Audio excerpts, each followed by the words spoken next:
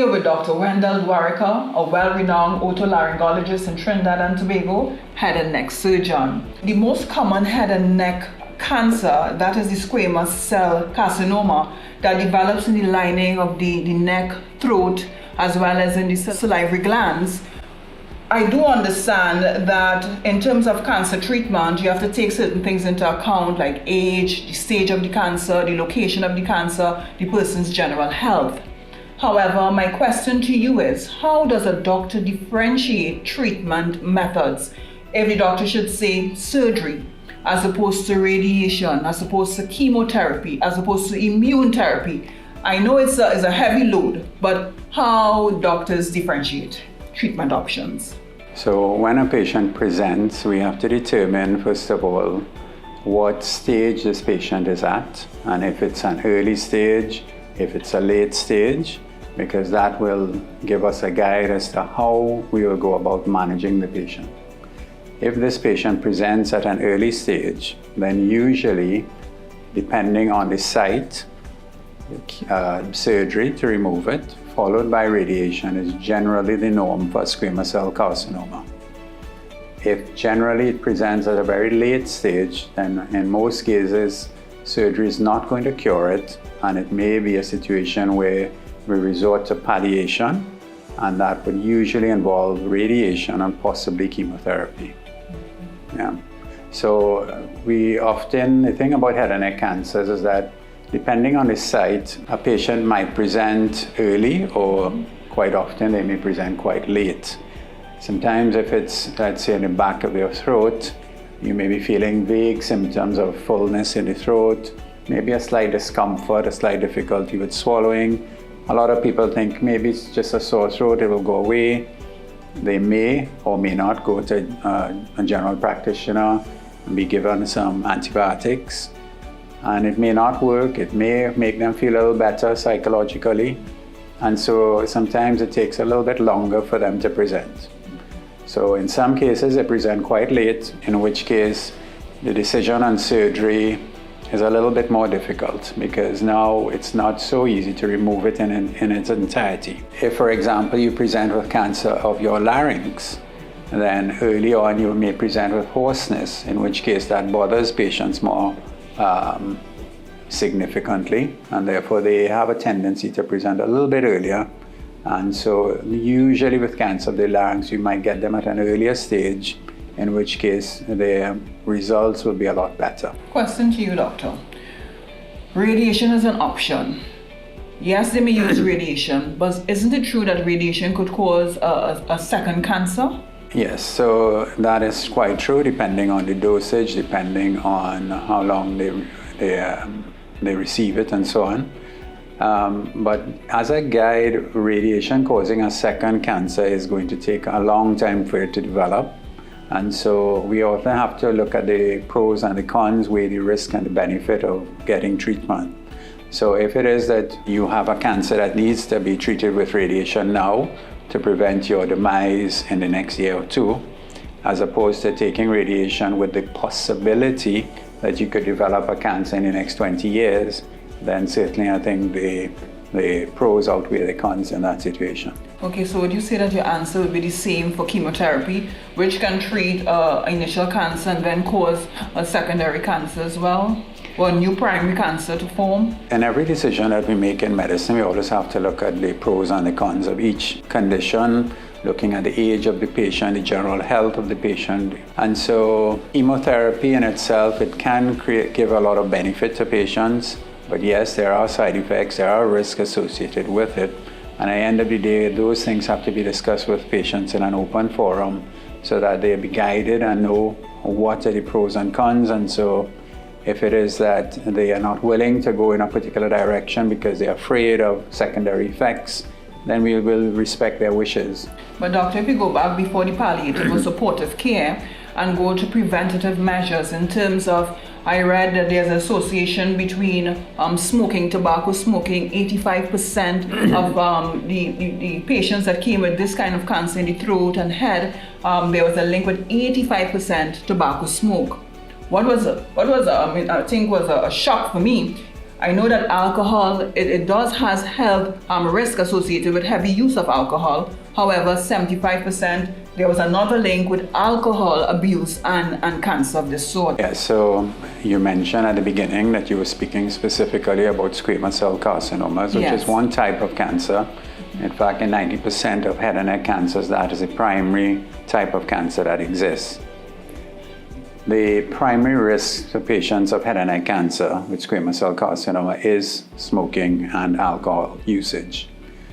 And so if you are smoking, and depending on the quantity you're smoking, the length of time you're smoking, your risk of cancer develops significantly. Yes. If you are also a drinker, and I say that not just the occasional drink, but a regular alcohol consumer, then the risk increases as well. If you combine both, then the risk is even higher. That's a bomb. So in fact, you use a 85% statistic there. It's actually up to 95% of patients who present with head and neck cancers will either be smokers, drinkers, or both. And so, in fact, I did an audit on that many years ago, looking at all the cancers in Trinidad and Tobago and to the risk factors, and we did recognize that 95% of them were either smoking or drinking. There is a new research now going on about the HPV virus, human papilloma virus, Yes. which is shown to also be one of the risk factors in head and neck cancers. And those tend to be more in the patients we see who are not necessarily smokers or drinkers. Mm-hmm. Now, we understand that we all feel this rubbery Lump. ball or lump in the neck area, sometimes in the head and neck area. But how does a patient know that it is not just the lymph node, but it could be something more? All right, so lymph nodes are glands that exist all over the body. Mm-hmm. We have them in the face, in the neck, under the armpits, in the chest, in the abdomen, in the groin. It's everywhere. Mm-hmm. And it's like a reservoir of tissue that will help in fighting off cancers. It will help in fighting infections and so on. So whenever it's swollen, it means that there is some sort of cause, whether it's benign or malignant, causing this problem. Now, if somebody's presenting with a swollen lymph node and you have an associated sore throat or an infection of your tonsil and so on, we often recognize that both the infection and the swollen lymph node might coexist. So it could just be your body defense mechanism. In most cases, that's what it is. Mm-hmm. If on the other hand you do, and most of the time when it's an infective cause, those glands tend to be tender. Mm-hmm. If on the other hand you have a gland that is swelling and it's gradually increasing in size, it's quite hard, rubbery, and it's not painful, then I think those are the ones you would want to be a little bit more concerned about, because that might reflect some sort of malignancy. And therefore, I would suggest that those patients should be going to see their doctor. And the popular one of the day, thyroid problems. Hosts of them. Most persons are familiar with goiter, that extra growth. What are the causes of goiter? What are the causes of hypothyroidism? What are the causes of hypothyroidism? Okay, so a goiter is an enlarged thyroid gland. And thyroid gland is a gland that exists in the lower part of our neck. Mm-hmm. And the gland itself is important because it produces two hormones called T3 and T4, which help to maintain normal body metabolism. There are conditions that can affect either the production of the hormone or the size of the gland, or both. So a hyperthyroid patient is when there's an overproduction of T3 or T4. Overactive. And those patients would present with a multitude of symptoms, almost as though your body is in overdrive. Mm-hmm. So you'd be sweating excessively, your appetite might increase, you're losing weight, those sort of things. If on the other hand... Regular heartbeats as well? Yes, it will increase heart rate and so on, cause palpitations and so on. It may also cause eye symptoms, where your eyes may be protruding and so on. You can also have the reverse effect, where the gland is underactive, and therefore those patients tend to have opposite symptoms, where they're quite lethargic, tired. Weight increase. Their weight is increasing because of they're retaining fluids and so on. So those patients, both sides of the coin, need to be treated with medication. And there are certain conditions which are called autoimmune conditions, which may cause the gland itself to increase in size. So if it's overactive, there's a common condition called Graves' disease, which is an autoimmune condition, meaning there are certain cells in the body attacking those cells. And on the other hand, if it's underactive and enlarged, it's something that could be called Hashimoto's disease. Both of them we would treat with medication. If the gland is increasing in size, it may be increasing either because there are small nodules within it, little growths, or it could be generalized increase in size. Now, if there are nodules in it, and nodules in a thyroid gland is not uncommon. Therefore, what we tend to do is to look at the nodule itself and be guided by the conditions of the nodule before we determine if we need to progress to do any sort of investigation on it.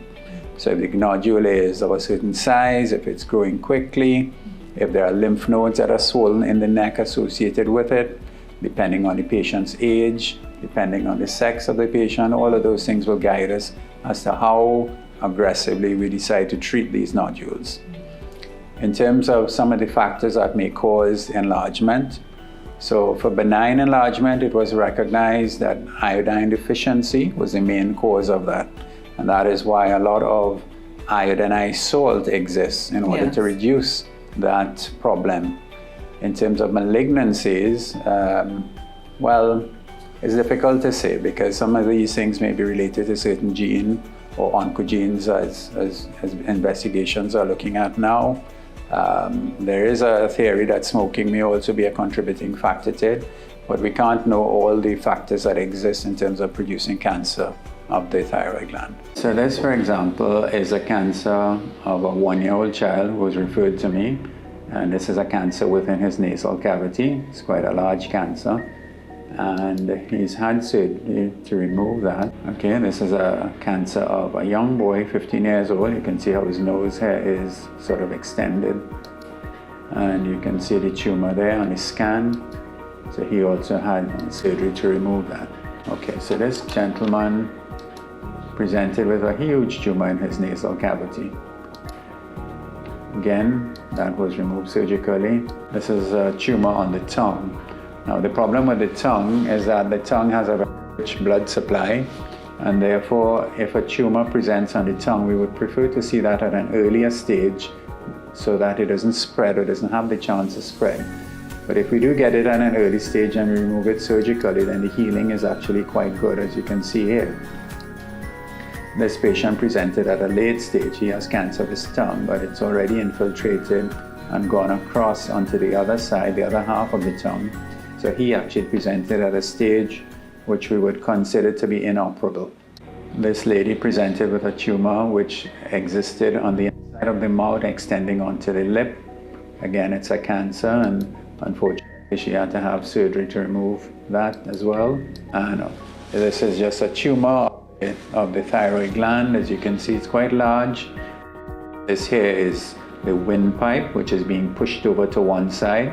So depending on the size of the thyroid gland, it can affect breathing by causing compression of the airway, or it may express onto the esophagus, which is what is going to affect our ability to swallow comfortably.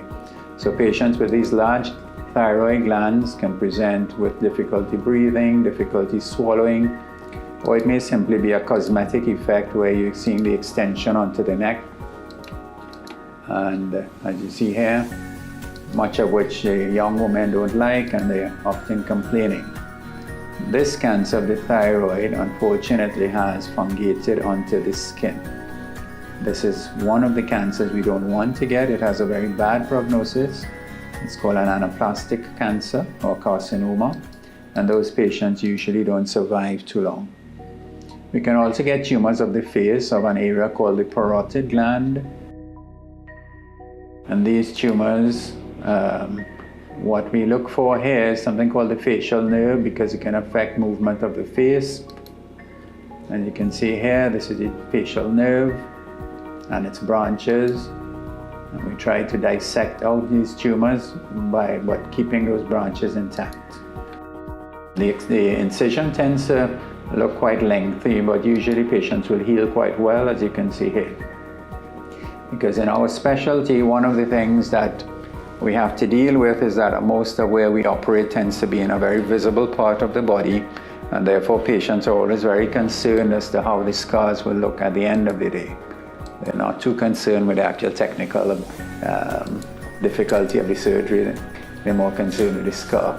This woman presented with a tumor that started in the inside of the mouth, extending onto the face, and I'm seeing about 6 months after it presented, but unfortunately this is a stage which is inoperable.